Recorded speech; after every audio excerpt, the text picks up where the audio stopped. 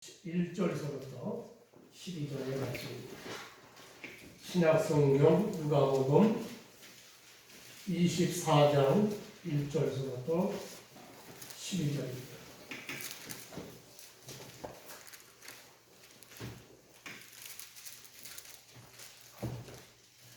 누가복음 24장 1절로 12절입니다. 139쪽입니다. 신약성경 139쪽입니다. 찾으셨죠? 제가 한 절, 여러분들이 한 절을 보십니다. 안식 후 첫날 새벽에 이 여자들이 그 준비한 향품을 가지고 무덤에 가서 우리 무덤에서 불로 옮겨진 것을 보고 들어가니 주 예수의 시체가 보이지 아니하더라. 이로 인하여 진심한 새에 천사가 옷을 입은 두 사람이 곁에 섰는데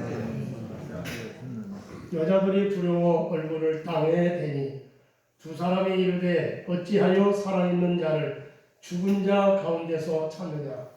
여기 계시지 않고 살아나셨느니라. 갈릴리에 계실 때에 너희에게 어떻게 말씀하셨는지를 기억하라. 이르시기를 인자가 죄인의 손에 넘겨져 십자가에 못 박히고 제3일에 다시 살아나야 하리라 하셨느니라 한데 그들이 예수님의 말씀을 기억하고 무덤에서 돌아가 이 모든 것을 11 사도와 다른 모든 이에게 알리니 이 여자들은 막달라 마리아, 요한나, 야고보의 모친 마리아, 또와 함께 다른 여자들도 그것을 사도들에게 알리니라. 사도들은 그들의 말이 허탄한 듯이 들려 믿지 아니하나 베드로는 일어나 무덤에 들어가서 구겨 들여다보니 세마포만 보이는지라. 그 긴 일을 놀랍게 여기니 집으로 돌아가니. 아멘. 오늘 말씀의 제목은 부활절 이어서 부활하신 예수님, 부활하신 예수님의 사건을 이 제목을 삼아서 말씀을 드리게 됩니다. 우리 기독교는 다른 종교와 달리 특별하게 다른 신앙 체계를 가지고 있습니다. 그것은 바로 부활 신앙입니다. 세상에는 종교가 수도 없이 많지요. 그러나 부활을 말하는 종교는 하나도 없습니다. 우리 한국 불교가 산에 있죠. 그런데 산에서 이제 도심에 내려와서 우리 기독교를 여러 가지 면으로 모방해 가고 있습니다. 찬불가도 만들고요. 그들 나름대로 또 신방도 하죠. 불교 어린이 학교도 개설을 하고요. 수련회도 갔습니다. 또 그들은 주일날 모이지 않는데 주일마다 모여서 정기 예불도 드리고 있습니다. 그러니까 불교가 이제 우리 기독교를 많이 닮아와요. 전 세계 불교가 아니고 우리 한국 불교가 그렇습니다. 그러나 불교가 아무리 기독교에 여러 가지를 모방한다 해도 꼭 한 가지만은 모방할 수가 없는데 그것은 바로 부활입니다. 불교에는 부활을 말할 수가 없습니다. 부활이 없습니다. 그러나 우리 기독교는 부활의 종교요, 생명의 종교입니다. 우리 예수님께서 죽으셨다가 3일 만에 부활하셨기 때문에 우리 기독교는 부활을 신조로 하는 종교입니다. 예수님의 부활 사건은 천지 창조 이래 유일한 사건이며 사상 최대의 사건입니다. 무덤문을 열고 살아나신 분은 하나님의 아들 예수님밖에 없습니다. 성경에서 십자가와 부활의 교리가 가장 중요한 교리입니다. 그러므로 교회를 수십 년 다녔어도 이 두 교리 중에 어느 하나라도 믿지 않는다면 구원받을 수 없습니다. 그러니까 예수님이 십자가에서 대속의 죽음을 죽으셨다고 하는 이것을 믿고 또 예수님이 죽으셨다가 사흘 만에 다시 살아나셨다고 하는 이 부활, 이 두 가지를 믿어야 됩니다. 로마서 10장 9절에 보면 내가 만일 내 입으로 예수를 주로 시인하며 이거는 십자가의 대속의 죽음을 죽으신 구세주 되시는 예수님을 시인하며 그 말이에요. 또 하나님께서 그를 죽은 자 가운데서 살리신 것을 내 마음에 믿으면 구원을 받으리라. 부활하신 예수님을 믿으면 구원을 받는다. 이렇게 분명히 말씀하죠. 어느 교회에서 피태간 장로님들을 시험을 쳤습니다. 장로 시험, 장로고시라고 했죠. 이제 시험을 다 치고 면접하는 목사님 한 분이 어떤 피택 장로님에게 질문을 했습니다. 예수님은 누구십니까? 라고 물었죠. 그랬더니 그분이 거침없이 대답하기를 4대 성인 중에 한 분이십니다. 그렇게 대답을 했다고 하죠. 4대 성인. 어서 많이 들어봤죠. 우리가 학교 다닐 때 배웠던 4대 성인. 예수님을 4대 성인 정도로 알고 있는 그 피택 장로님의 신앙은 어떠할까요? 과연 그분이 예수님의 부활, 그 부활을 확신할 수가 있겠습니까? 그것이 궁금한 거예요. 그런데 오늘 본문 말씀 누가복음 24장 1절로 12절의 말씀에서도 보면 예수님의 무덤을 찾았던 여자들이나 예수님의 제자들의 상태를 보면 부활신앙이 없었구나 하는 것을 알게 됩니다. 아무 죄도 없이 우리 예수님께서 대제사장 무리들에게 잡히시고 빌라도에게 대제사장들과 왜 대제사장들이라는 건 대제사장이 그 당시에 두 분이었기 때문에 한 분은 은퇴했고 한 분은 현직입니다. 그런데 은퇴하신 분은 안나스 대제사장이고 현직은 그의 사위되는 갑자기 이제 이름이 생각이 안 나요. 그 사위되는 분이 현직 대제사장이에요. 이 두 분인데 그래서 대제사장들이라 이렇게 얘기를 하는 겁니다.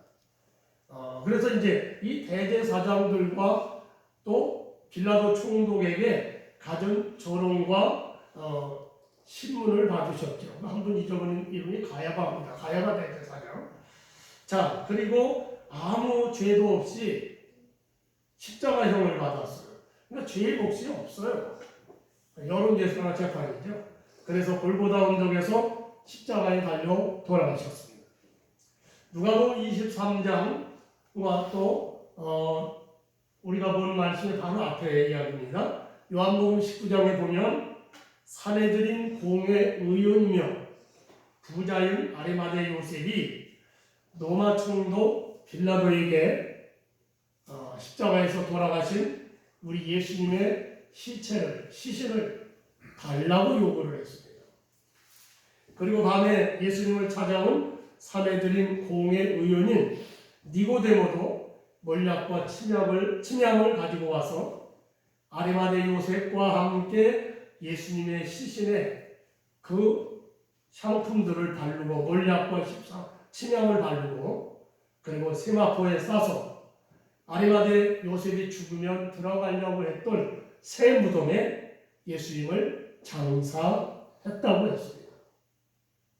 그리고 누가복음 23장 55절 56절에 보면 예수님을 3년간이나 섬기고 따르던 여자들이 예수님의 장제까지 뒤따라갔다가 그 무덤과 예수님의 시체를 어디 두었는지 잘 살펴보고 돌아가서 향품과 향유를 준비하였다고 합니다.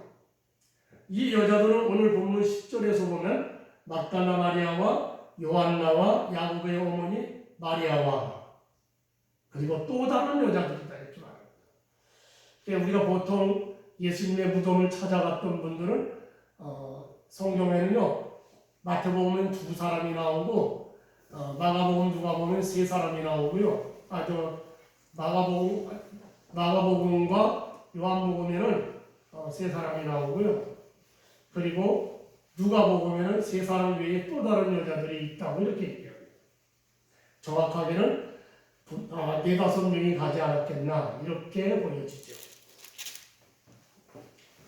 자, 이분들이 장례가 급하게 치러졌죠. 예상하지 못했던 일이었고요. 또 그리고 예수님의 제자들은 다 도망을 갔고요.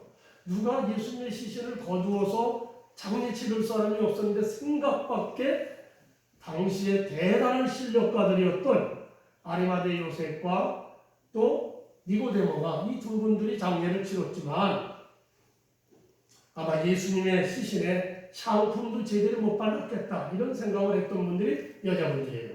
이 두 부자가 뭐 충분히 하고도 남았는데 그런 생각을 하고 샤우품과 향료를 준비해 가지고 속히 안식일을 지나가기를 기다렸다는 겁니다. 그리고 드디어 안식 후 첫날이 되었습니다. 오늘 본문의 도록이요. 그러니까 장사한 지 사흘째 되던 날 주일 아침입니다. 주일 새벽이죠. 여자들은 준비한 상품을 가지고 예수님의 묻혀있는 무덤으로 갔습니다. 누누이 말씀하지만은 우리나라의 내장 문화와 유대인들의 내장 문화는 달라서 우리들의 내장은 간에 넣고 땅속에 그냥 땅 묻어버리고 말잖아요.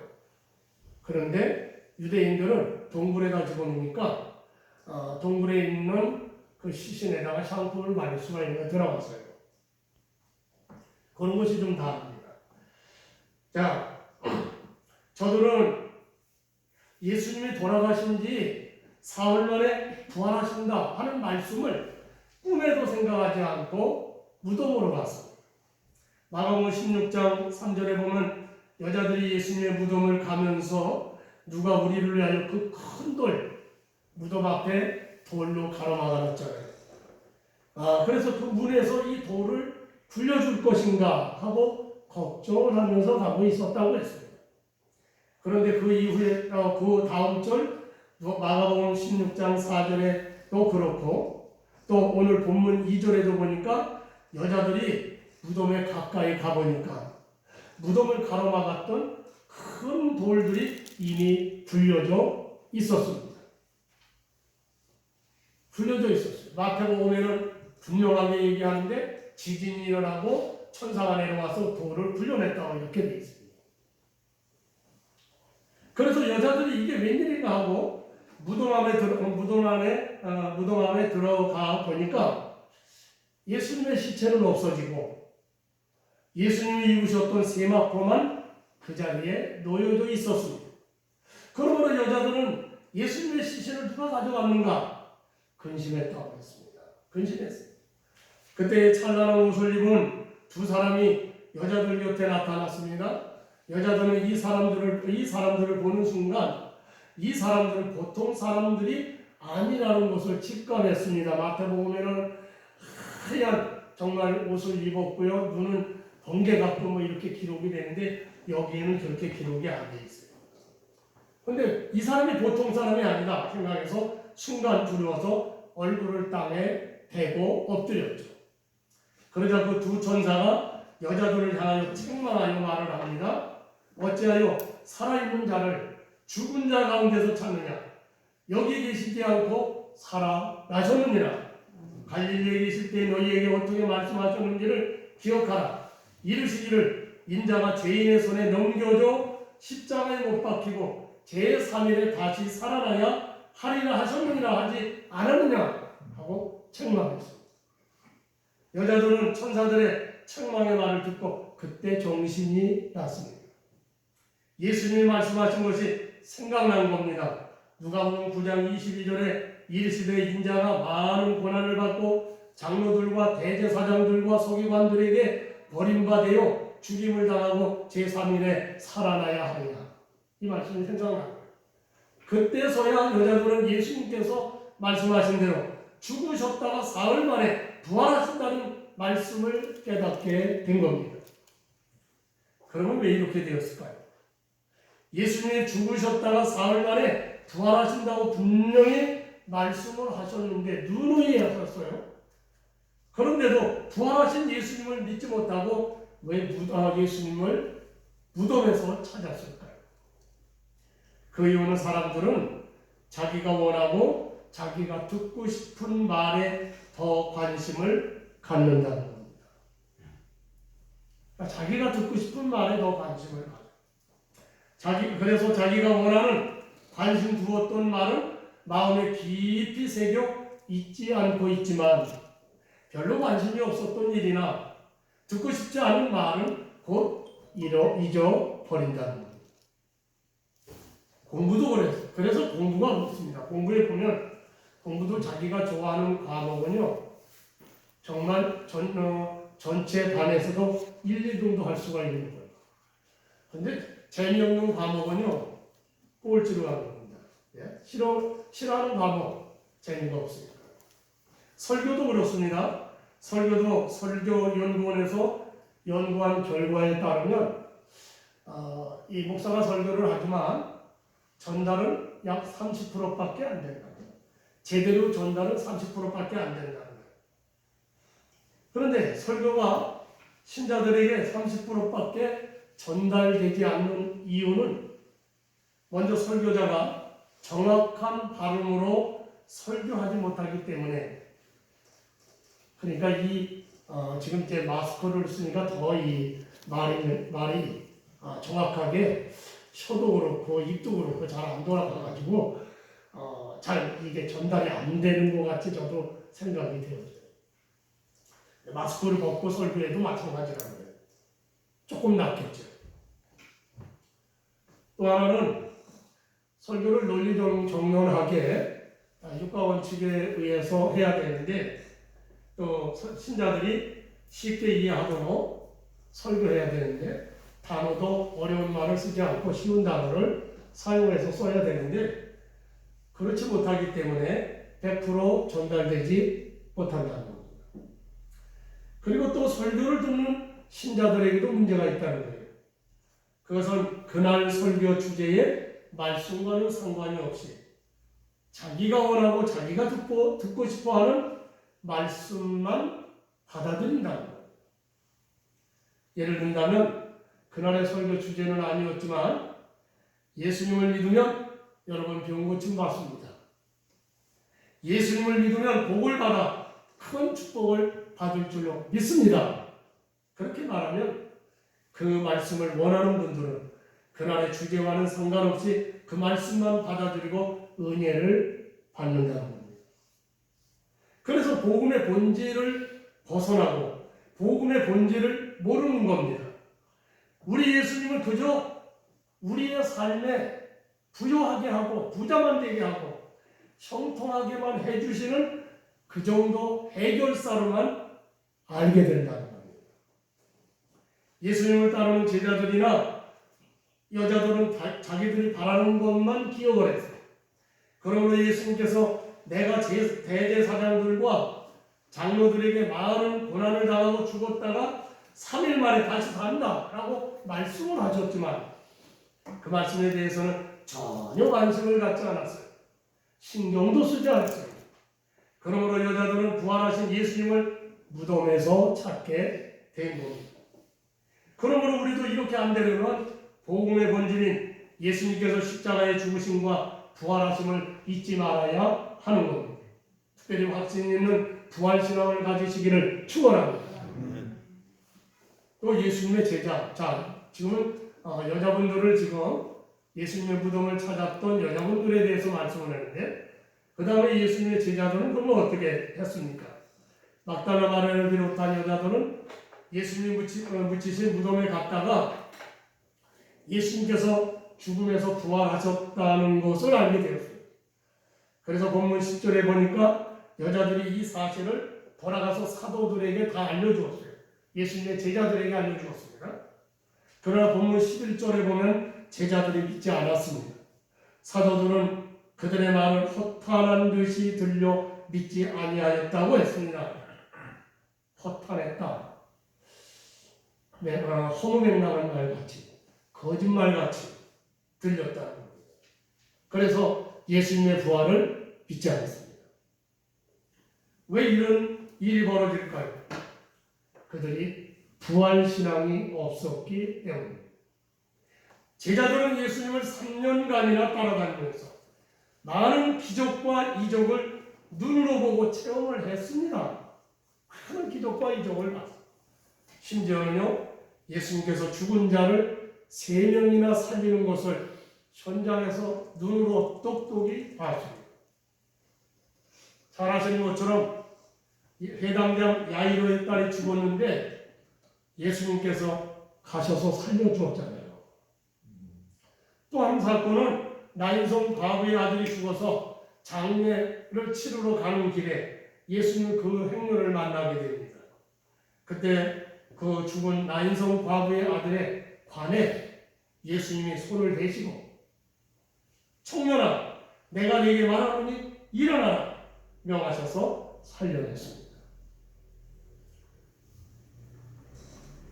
우리나라는 이제 관을 들고 나가지만 이스라엘 사람들은 관을 들고 나가는 게 아니고요. 칠성판 위에다가 시신을 올려놓고 이제 거기다가 세마포를 입혀가지고 그 칠성판 위에다가 올려서 들고 가는 겁니다. 그러니까 예수님이 거기다가 손을 대고 일어나라 그러니까 벌떡 일어나는 거죠. 관 속에다 집어넣고 일어나면 일어날 수가 있습니까? 그렇게 이해를 하시고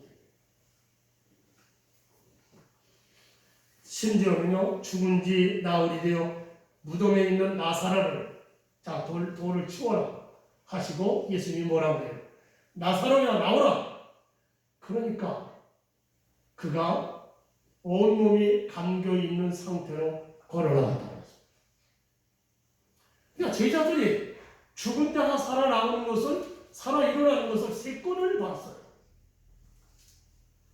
자 그러면 죽었던 사람이 살아나는구나 하는 부활신앙이 있어야 되는데 부활신앙에 대한 확신이 없었어요. 네? 그거에 대한 믿음이 아직도 안 들어갔어요. 그런데 본문 12절을 보면 사도 베드로 이 사람은 성격이 굉장히 활발했다고 그러잖아요. 그래서 여자들이 전해주는 말이 과연 사실인가 확인해 보려고요. 이분은 예수님이 묻히신 무덤으로 달려갔다는 거예요. 그리고 무덤 안에 들어가 보았습니다. 그런데 거기에는 예수님의 시신은 없고 예수님이 입으셨던 세마포만 있었습니다. 그랬으면 예수님께서 여자들 말대로 살아나셨구나. 과연 부활하셨구나. 그렇게 해야 되지 않겠습니까? 그런데 그렇지 않았어요. 그 뒤에 말씀을 보면 베드로는 그 된 일을 보고 놀랍게 여기며 집으로 돌아갔다. 오늘 말씀에 그렇게 나오잖아요. 12절에요. 공동번역에 보면 어떻게 된 일인가 하고 이상히 여기면서 집으로 돌아갔다고 했고요. 현대의 성경에도 이상하게 생각하며 집으로 돌아갔다. 그렇게 말해요. 그러니까 예수님의 시신이 없어지고 세마포만 남아있는 것을 보고 이상히 여겼다는 겁니다. 다시 말하면 예수님의 시신을 도대체 어디로 갔는가 그런 생각만 했다는 겁니다. 부활에 대한 생각을 전혀 하지 못했다는 겁니다. 예수님께서 부활하신 증거들을 눈으로 보았으면 예수님의 말씀이 생각나고 믿어져야 하는데 예수님의 부활을 믿지 못하고 도대체 무슨 일인가 이상하게 여기며 집으로 돌아갔다는 겁니다. 제자들도 베드로도 여자들처럼 예수님으로부터 말씀을 많이 들었지만 예수님의 고난과 부활에 대해서는 관심을 주지 않았습니다. 그 결과 부활에 대해서는 불신앙적인 생각을 한 것입니다. 마태복음 16장 21절로 22절 말씀을 보면 베드로와 제자들이 예수님의 죽음과 부활에 대해서 얼마나 관심이 없었는지 알 수가 있습니다. 예수님께서 이제 예루살렘에 올라가 장로들과 대제사장들과 서기관들에게 많은 고난을 받고 죽임을 당하고 제3일에 살아나야 한다고 말씀을 하셨죠. 그러자 베드로가 어떻게 했습니까? 자기들의 생각과는 전혀 다르다고 생각하고 예수님을 붙들고 항변하여 말했다는 겁니다. 현대의 성경에 보면 주님 그럴 수 없습니다. 이런 일이 결코 일어나서는 안 됩니다. 하고 말렸다는 겁니다. 제자들은 예수님이 예루살렘에 올라가셔야 됩니다. 올라가셔서 정권을 잡고 왕이 되어야 한다고 생각을 했습니다. 그 바람에 자기들도 높은 관직에 올라가야 한다고 생각했기 때문에 예수님의 죽음과 부활은 있을 수가 없는 일이었습니다. 그러므로 제자들은 예수님의 부활에 대해서 전혀 관심을 갖지 않았습니다. 2003년도 기독교 포털 사이트 갓피플에서 회원 2,500여 명의 사람들을 대상으로 예수님의 부활에 대해서 설문조사를 한 것이 있어요. 그때 2,500여 명의 사람들 가운데 82%가 부활을 확실히 믿는다라고 대답을 했고 8%는요 의심이 간다라고 대답했어요. 그러니까 10%는 확신이 없다는 말입니다. 부활에 대한 확신이 없어요. 그러니까 기독교인 가운데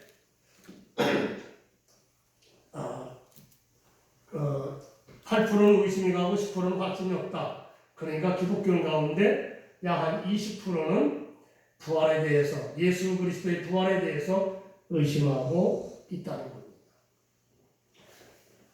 20여 년 전에 목사들에게 부활을 믿는가 설문조사를 했습니다. 이 목사들에게 묻는다는 건 참 좀 그렇지만 그래도 직설적으로 물어봤습니다.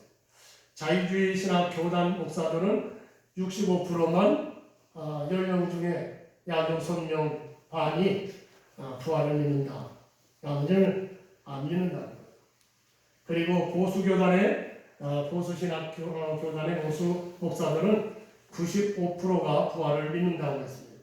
그러니까 100% 예수님의 부활을 믿지 않았습니다.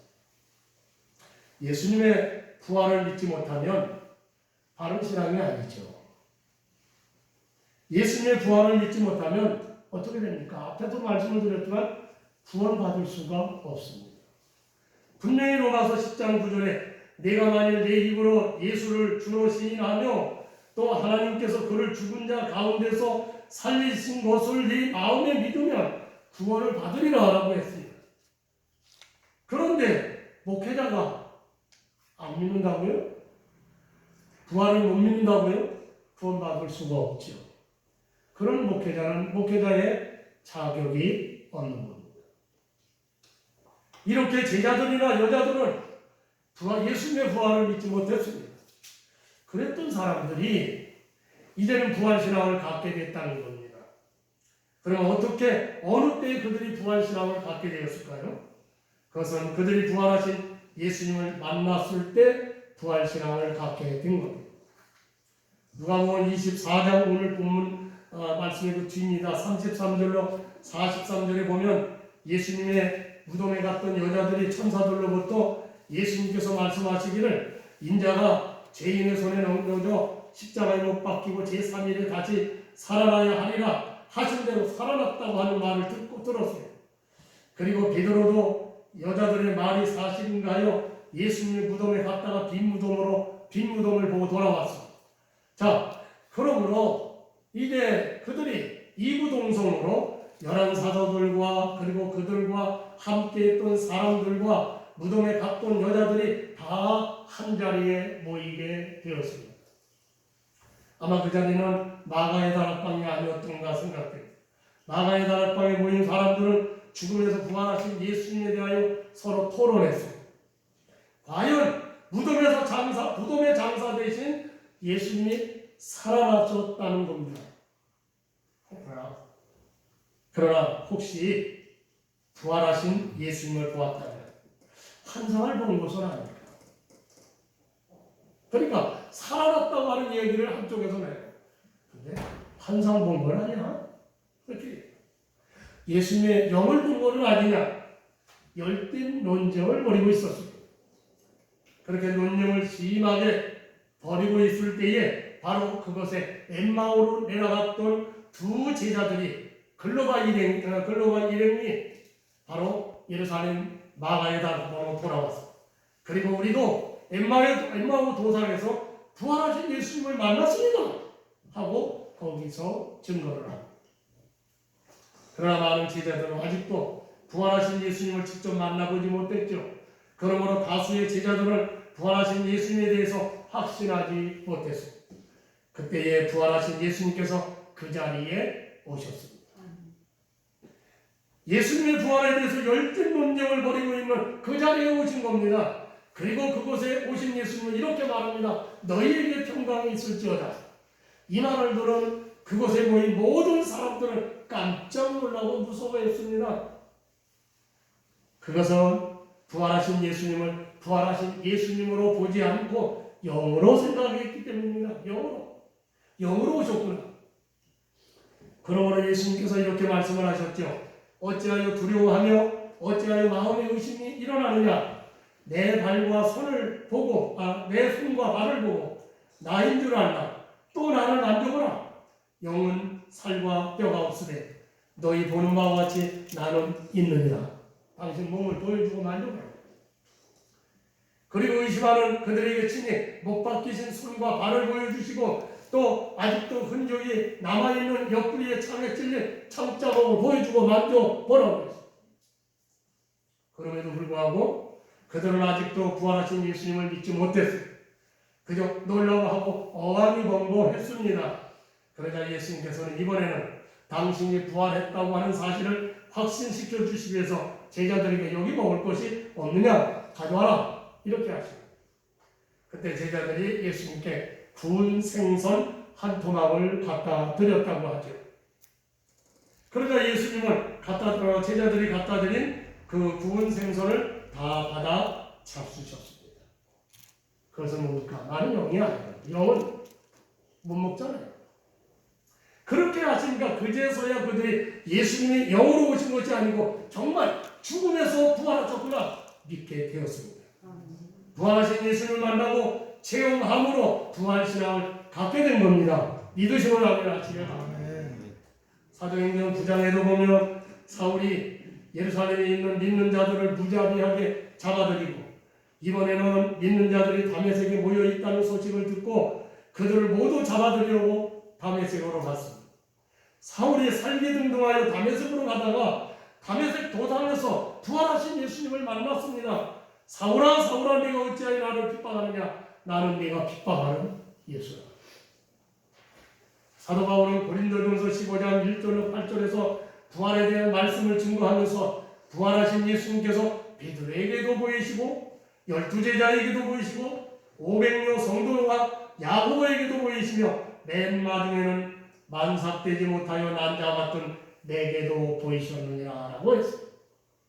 사도 바울은 부활하신 예수님을 만난 후에 그분이 하나님의 아들이요 우리 인류를 죄악에서 건져주실 구세주요 사망 권세를 깨뜨리시고 부활하신 죽어도 다시 사는 부활의 소망을 주신 그리스도이심을 확신했습니다.